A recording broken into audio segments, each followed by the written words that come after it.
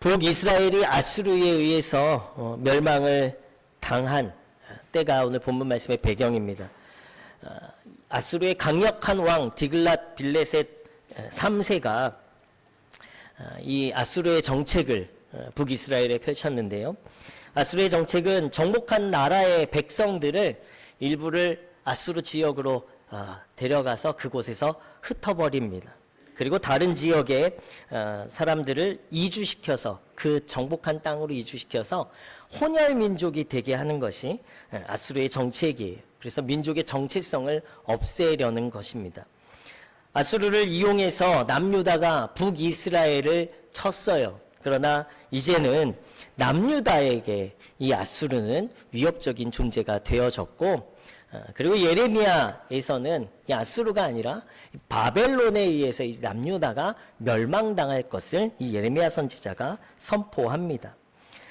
그런데 오늘 말씀에 보면 예레미야를 통해서 남유다도 멸망할 것이지만 그러나 북이스라엘과 남유다의 남은 자들을 하나님께서 회복시키실 것이다 라고 이야기합니다. 그래서 오늘 말씀에 보면요, 기뻐 외치라, 전파하며 찬양하라, 주여 이스라엘의 남은 자를 구원하소서, 이렇게 이야기하라고 선포합니다. 북쪽 땅에서 인도하며 땅 끝에서부터 하나님께서 모으리라. 이것이 예레미야 선지자를 통한 하나님의 회복의 말씀이에요. 나라가 완전히 망했어요. 북이스라엘은 완전히 망했고 남유다도 언제 망할지 모른 이 멸망의 예언 앞에서 하나님께서 회복시키실 것이다. 이 말씀이 이 민족들에게 들어왔을까요? 나라가 망했는데 회복할 수 있을까? 북이스라엘의 멸망을 누가 행하셨습니까? 하나님께서 우상 숭배하는 북이스라엘을 멸망시키셨습니다. 아수르를 통해 민족을 흩으셨는데 하나님이 다시 모으시겠다라고 말씀하신 거예요. 강력한 아수르의 힘에 디글랏 빌레셋 3세의 강력한 정책에 이 민족이 진 것 같아요. 그러나 하나님이 아수르를 통해서 이 일을 행하셨죠.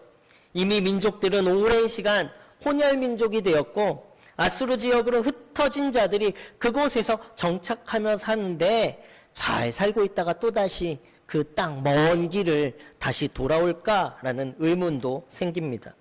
이방 민족들은요, 조롱하고 비난해요. 자신이 믿었던 그 신이 그들의 백성을 버렸다라고 조롱합니다. 모든 것이 끝난 상황이고 포기 상태죠. 그런데 하나님이 회복하실 거야. 또 완전한 회복이 아니라 흩으셨던 자들을 모으셔서 돌아오게 하실 거야. 이 말씀이 위로가 되지 않습니다. 북이스라엘 민족의 정체성은 사라졌어요. 하나님의 완전한 심판 앞에 다 끝이 난 것 같습니다. 우리가 하나님의 주권과 섭리를 인정한다라는 말이 무슨 뜻일까요? 막연하게 그냥 하나님의 주권, 하나님의 섭리를 인정합니다, 이렇게 생각하는 것이 아니라 오늘 우리의 상황을 하나님의 섭리로 바라보는 것이 기독교 신앙이에요. 오늘의 상황, 우리의 삶 가운데 일어나는 모든 일들을 하나님의 섭리로 바라보는 거예요. 그리고는 다시 하나님이 회복시키실 것을 기대하는 것이 믿음이 되어집니다. 오늘 내게 일어난 일을 하나님의 섭리로 인정하는 것이고 그것이 내게 아픔이라면 우리는 외쳐야죠. 주의 구원을 외쳐야 하는 것입니다. 주의 구원을 바라고 회개하는 거예요. 그리고 우리는 하나님께 더 온전해지도록 돌아서야 하는 것이 오늘의 섭리, 오늘의 주권을 하나님께서 행하셨음을 인정하는 성도의 모습입니다. 그리고 만약에 오늘 내게 일어난 것이 기쁨이고 은혜라면 우리는 그것을 하나님께 감사로 고백해야 하는 것이겠죠. 우리는 참 힘든 연말을 보냈습니다. 그리고 새해에도 그 일들은 변함없이 우리를 힘들게 해요. 양극화된 정치 이념들 속에서 우리의 경제는 더 어두워졌고요. 무한공항 참사와 연이은 화재 소식과 그리고 어제도 배가 또 침몰해서 사망 사건이 또 일어났죠. 이런 계속되는 이 아픔을 넘어 이 참담한 국가 현실 속에 우리가 살아가고 있어요. 누군가는 말합니다. 대한민국이 너무 아프다라고 이렇게 이야기해요. 이런 나라, 이런 우리들의 상황들 속에서 우리는 다시 회복할 수 있을까? 그 아름다웠던 대한민국의 그 국가적인 이 위신과 또 외교적인 그런 이 존경을 받던 이 나라의 회복이 있을 수 있을까? 여러분들은 어떻게 생각하십니까? 이런 회복이 있을 수 있겠습니까? 네.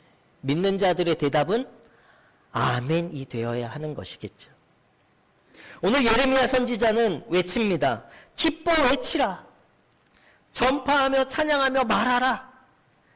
여호와여 주의 백성 이스라엘의 남은 자를 구원하소서. 하나님께서 우리를 구원해 주십시오 라고 외치라는 거예요. 믿음 있는 성도, 하나님의 주권과 섭리를 인정하는 성도들이 가져야 할 모습은 바로 오늘 예레미야 선지자의 선포와 같은 모습이에요. 하나님이 회복할 것이다. 그런데 이 회복은요, 단순한 회복이 아니라 완벽한 회복을 이루실 것임을 믿음으로 고백하는 거예요.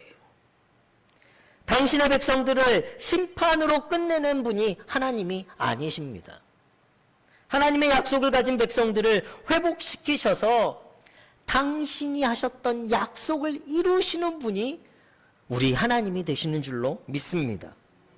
하나님의 주권과 섭리, 하나님의 약속을 신뢰하기 때문에 우리는 하나님의 완전한 회복을 기대하는 성도, 믿음의 성도들이 될 수 있는 거예요. 성도는요, 하나님의 약속을 붙잡고 하나님의 완전한 회복을 신뢰하는 자들입니다. 하나님이 이루실 것이기 때문이에요. 그래서 우리는 외칠 수 있는 거예요. 주여 우리를 구원하소서. 오늘 교회 성서일과의 다른 복음서의 본문은 요한복음 1장 1절에서 18절 말씀입니다. 태초부터 이 말씀이 존재했다라고 말씀이 시작되어져요. 그리고 그 말씀이 만물을 창조하셨습니다. 말씀이 곧 생명이 되어져요. 말씀 안에 생명을 이루어내는 빛이 존재하고 있어요. 우리는 그것을 예수 그리스도라고 말할 수 있지요. 곧 하나님의 말씀을 통해서 세상이 나아가야 할 올바른 생명의 길이 어디인지를 깨닫게 되는 것이고요. 말씀이 곧 창조 세계 전체에 생명을 유지하는 근원이 되어집니다. 요한복음은요, 이 말씀을 하나님의 창조 역사와 연관시키므로 이 세상의 근본 질서와 법칙들이 바로 하나님으로부터 시작되었다라는 것을 말하고 있는 거예요. 그런 의미에서 심판은 파괴가 아니라 재창조가 되어져요. 하나님이 태초에 만드셨던 그 뜻대로의 회복이 바로 심판을 통한 재창조의 역사입니다. 진정한 마지막의 심판은 끝이 아니라 하나님의 처음 태초의 모습을 만드셨던 그 원형 그대로의 회복이 되어지는, 그 회복된 모습으로 우리는 영원을 살아가게 되어집니다. 모든 것이 하나님의 창조 안에서 하나님만을 찬양하게 되는 완전한 회복을 우리는 마지막 심판의 때에 보게 되어지는 거예요. 완전한 회복은 바로 말씀이 육신이 되어 예수 그리스도를 통해서 우리에게 보여졌습니다. 진정한 회복이 무엇인지를 눈으로 보게 하셨어요. 가난한 자, 억눌린 자에게 복음이 전해져서 그들이 기뻐하며 자유해지는 것이고요. 눈먼 자가 눈을 뜨게 되고 눌린 자들이 자유롭게 되어지는 일들이 예수 그리스도의 공생의 사역을 통해 드러나졌죠. 이것이 바로 복음, 기쁜 소식이 되어지는 거예요. 무엇보다 모든 인류가 죄로 인해 사망에 억눌린 것을 예수 그리스도께서 당신의 생명으로 대속하여서 죄로부터 자유케 하셨고 사망으로부터 영원한 생명을 얻게 하셨습니다. 이것이 처음에 이 세상을 만드셨던 하나님의 본래의 뜻이에요. 그 뜻대로 다시 회복시키시는 것이 완전한 회복입니다. 그리스도를 통해서 완전한 회복의 모습을 우리에게 보여주신 거예요. 오늘 우리의 현실 속에 믿는 자들은 먼저 외쳐야 합니다. 무엇이 옳고 그름을, 대통령을 어떻게 하는 것이 옳고 이 그름을 이야기하는 것이 아니에요. 주여 우리를 구원하소서. 주여 이 나라 이 민족을 구원해 주십시오. 하나님의 완전한 회복을 우리는 소망하는 성도들이 되어야 하는 것입니다. 비난하고 책임의 대상을 만들고 또 다른 누군가를 우상으로 만드는 것이 아니라 우리 스스로가 믿는 자들로서 하나님의 주권과 섭리를 인정하고 그리고 그 안에서 다시 모든 것을 아름답고 완전하게 회복하실 주님을 신뢰하며 외쳐야 하는 거예요. 주여, 우리를 구원해 주십시오. 이것이 어두운 현실 속에서 시작하는 새해에 가져야 할, 오늘 우리에게 주신 예레미야의 말씀을 통해 우리가 가져야 할 소망이 있는 성도, 믿음 있는 성도의 모습이 되게 될 줄로 믿습니다. 그 외침이요, 오늘 울음으로 나타나는 거예요. 이 참담한 현실 앞에서 우리는 함께 한탄할 수밖에 없어요. 그러나 우리는 함께 울어야 돼요. 그 울음이 어떤 대상을 향한 울음이 아니라 하나님을 향한 회개의 눈물의 울음이 되어야 하는 거예요. 우리를 구원하소서. 언제까지입니까? 하나님의 선하시고 인자하시고 완전하신 뜻이 이루어지는 때까지 믿는 자들이 먼저 울며 기도해야 하는 거예요. 울며 돌아와야 하는 거예요. 그러할 때 하나님께서 진정 나의 아버지 되시고 나의 목자 되시고 나의 구속자 되시고 나의 왕 되심을 보이시는 날을 우리는 경험하게 되게 될 줄로 믿습니다. 하나님의 완전한 회복은 눈물만 흘릴 수밖에 없는 우리를 통해서 진정한 하나님의 회복을 누리게 하시는 거예요. 우리는 하나님의 구원을 보게 됩니다. 우리는 그러한 날을 소망해야 하는 성도가 될 줄로 믿습니다.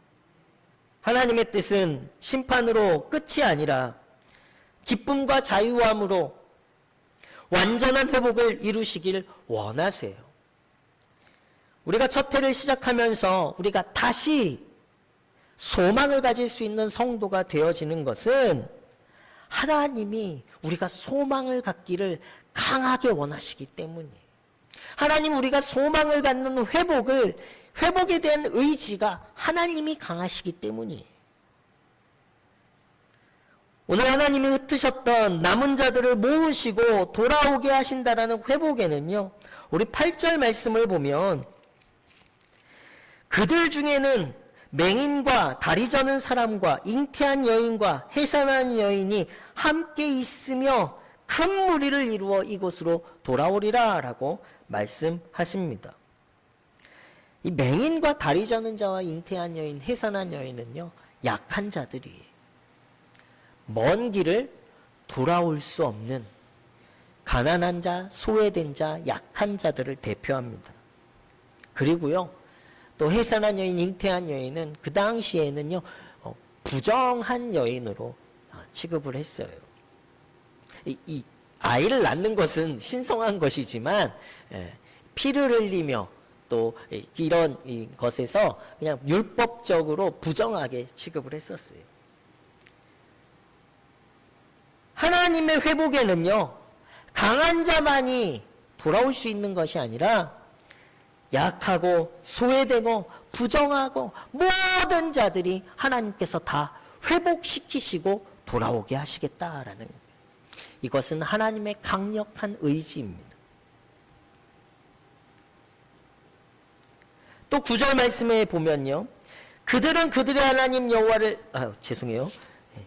그들이 울며 돌아오리니 나의 인도함을 받고 간구할 때에 내가 그들을 넘어지지 아니하고 물 있는 계곡의 곧은 길로 가게 하리라. 나는 이스라엘의 아버지요 에브라임은 나의 장자니라. 안전하게 넘어지지 않도록 인도하시는데요, 어떤 길로요?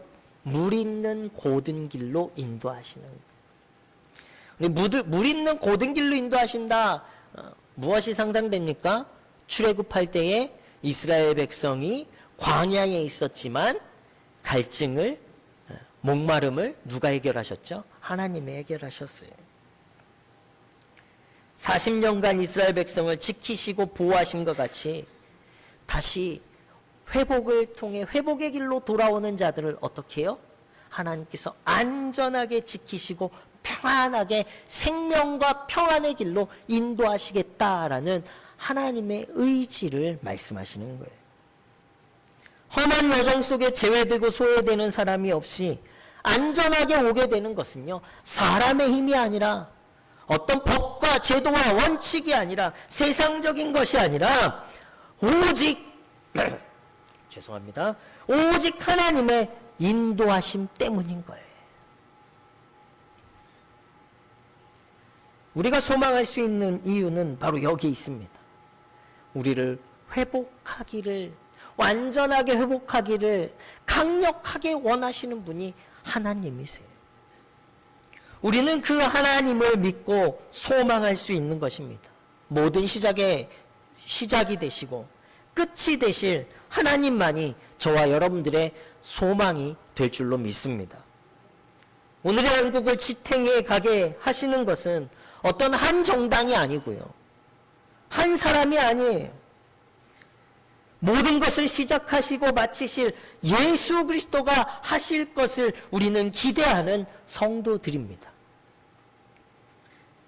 그래서 소망을 가지고 우리는 기대해야 하는 거예요. 주님, 우리를 구원하소서. 우리를 회복시켜 주옵소서. 오직 주님만이 우리를 회복하실 것이고 완전케 하실 수 있기 때문입니다. 그래서 우리는 다시 소망을 갖고 새해를 시작할 수 있는 거예요. 포기하고 이 참담함 속에 좌절하고 낙심하고 살아가는 것이 아니라, 많은 사람들이 이게 나라냐 이러면서 대한민국을 떠나고 싶다 이렇게 이야기하는 사람들도 많이 있어요. 그러나 그것이 아니라 대한민국을 지금까지 인도하셨던 하나님께서 다시 회복시키실 것이고요, 여전히 이 나라에 믿는 자들, 바로 남아있는 자들을 통해서 하나님은 완전한 회복의 의지를 가지시고 회복하실 것이라는 소망을 가져야 하는 것입니다.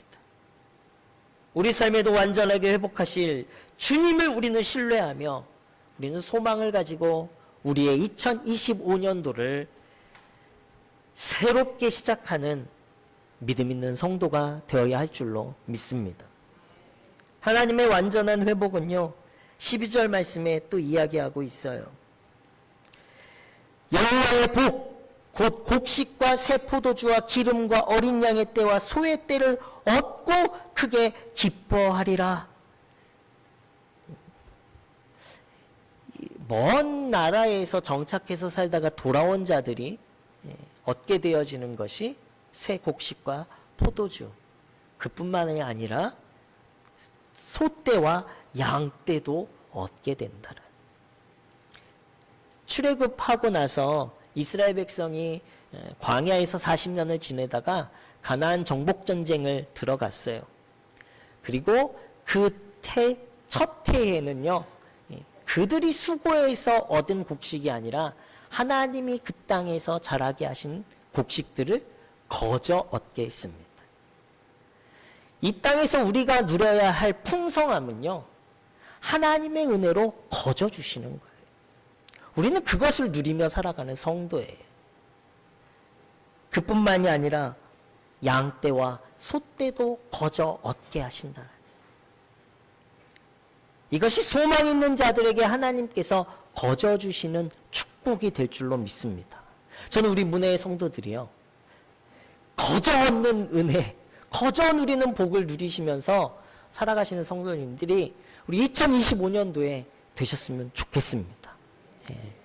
세상에 요행을 바라고 로또 사라고 그러는 게 아니고요, 소망을 갖고 하나님의 완전한 회복을 누릴 때 그 회복 안에 하나님께서요, 그 소망 있는 자들에게 주시는 더하시는 축복이 되어지는 거예요. 하나님의 회복시키시는 완벽한 구원의 또 다른 은혜로 우리는 얻게 되어지는 것입니다. 또 그 뒤에요, 그 심령은 물된 동산 같겠고 다시는 근심이 없으리로다, 이렇게 이야기하고 있어요. 시편 1편에 복 있는 사람을 이야기하죠.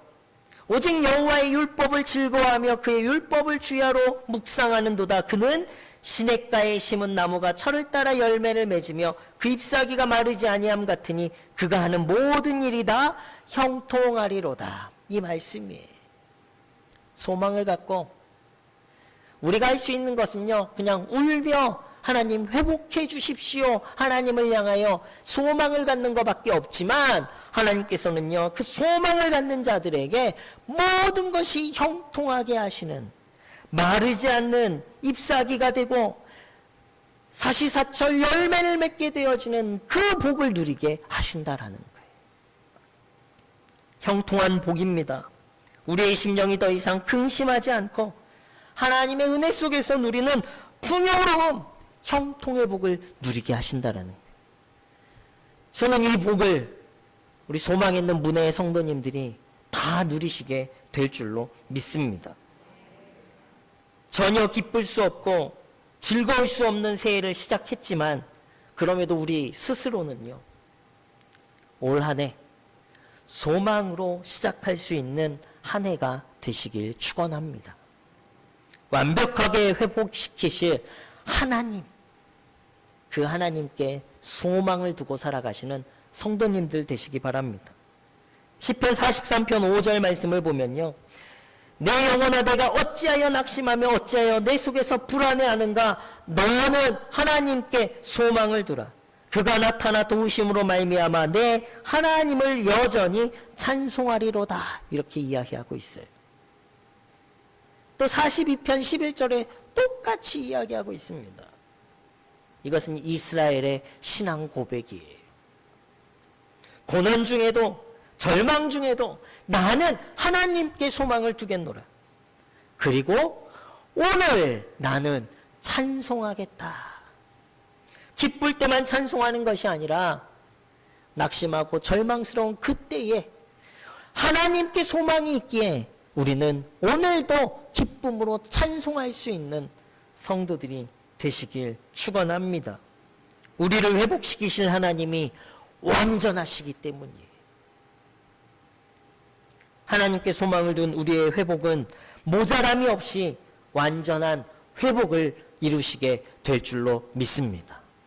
여러분들의 각자의 삶 속에, 그리고 오늘 우리의 현실에, 그리고 온 세상 위에 완벽하게 완전을 이루실 그 하나님의 회복이, 그 회복의 은혜가 우리 소망하는 남은 자들을 통해서 이루어지게 될 줄로 믿습니다. 소망으로 시작하는 한 주, 한 해가 되시길 다시 한번 예수 그리스도의 이름으로 축원합니다.